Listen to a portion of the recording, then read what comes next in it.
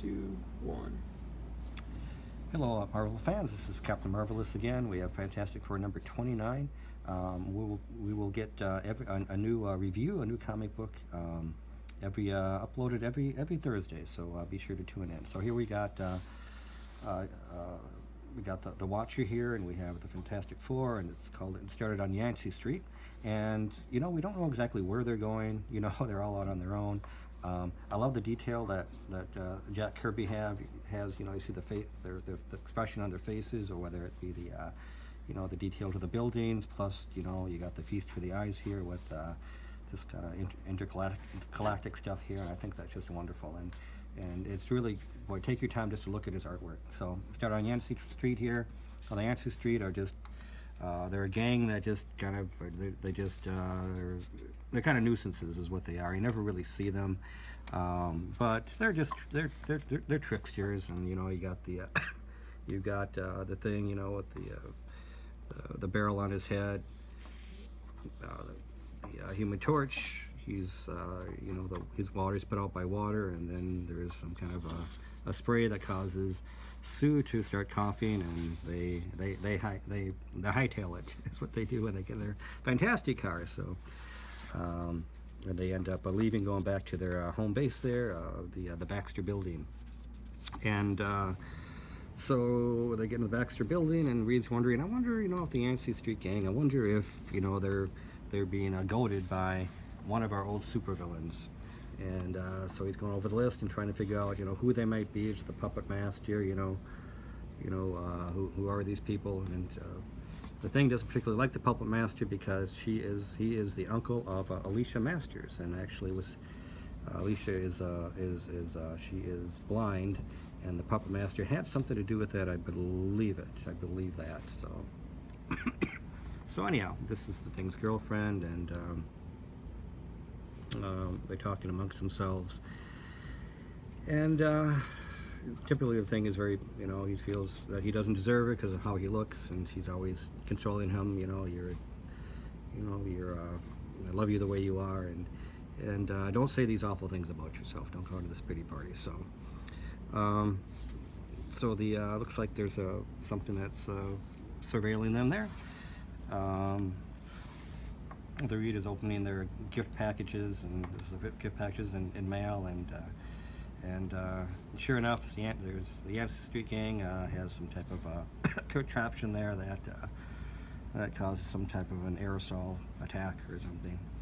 And this flying drone of some sort flies away. And of course, the Thing gets upset, and he starts breaking things, and he goes out now to try to find the Yancy Street gang, and he's really upset. He ends up running into a gorilla. Now, what's interesting about this issue is that now with the Watcher, this is the Watcher's second appearance in the Fantastic Four, and it's also the second appearance of a particular supervillain that you'll see. And both the Watcher and this particular supervillain were featured for the first time in the same issue number 8 of the Fantastic Four, and both of them make a repeat appearance here. So you've got Mr. Fantastic, who wraps up the gorilla, but you have another orangutan who's got magnetic powers, and this was after Magneto. This would have been Magneto's perfect sparring partner, even though he's a primate. They both have the same magnetic powers. You got the Human Torch, who was able to counter the attack of this car that has been thrown at the Invisible Girl. And here you have another monkey. There's three of them. A baboon. There's 3 monkeys who takes an asbestos bag and wraps it around the Human Torch and subdues him pretty quickly. And it also has a gun. He tries to go after the Thing, but even if it would have hit the Thing, it would be pretty ineffective. And the power of the baboon is that he can transform into just about anything. So he transforms himself into a pile of bricks. He's going after the. Yeah, you really have to have that suspension of disbelief when you read these comic books. But if you can do that, it is fun. It really is. And so you've got Reed that's going after the gorilla here. And it looks like the gorilla hitches a ride, and Reed is trying to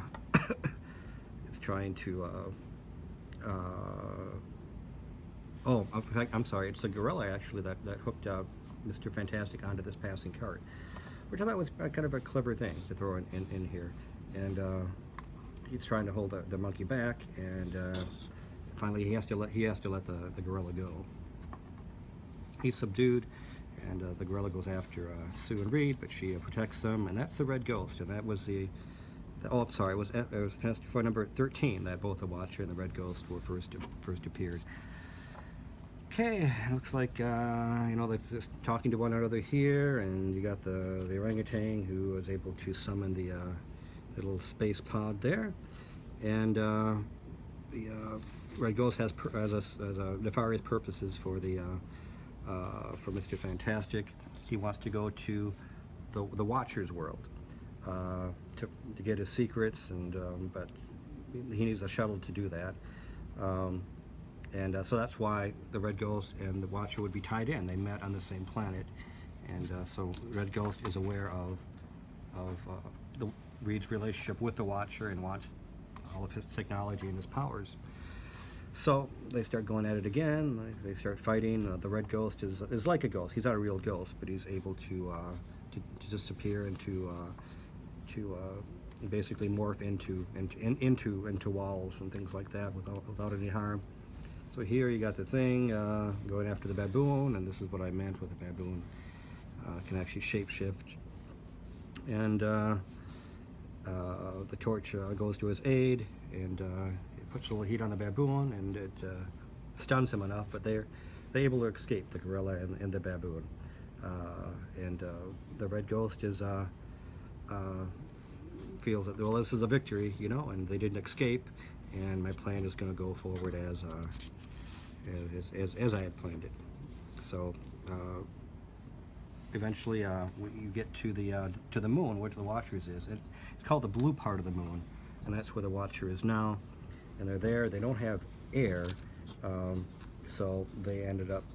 Sue's got a force field, so she's able to protect them. Is what she's able to do. So, but they're starting to run out of air, and they eventually succumb to lack of oxygen. But they're able to get close enough to the lair of the Watcher, where there actually is air, and they're able to break in. And they're fooling around with different instruments and things like that. You can read about that. It's kind of a strange picture there, but so they explain to the Watcher what his intentions are, and the villainous Red Ghost certainly cannot acquire these weapons. It would be very dangerous. It would be too dangerous. So of course the Fantastic Four are going to thwart him, and we have the final battle here with the monkeys. And like I said in the last issue, 27, is you have a lot of battle. You have a lot of fighting here, but you know, there's no blood, and like I said, there's no real contact as far as you know, people punching each other. But it's still very entertaining to watch.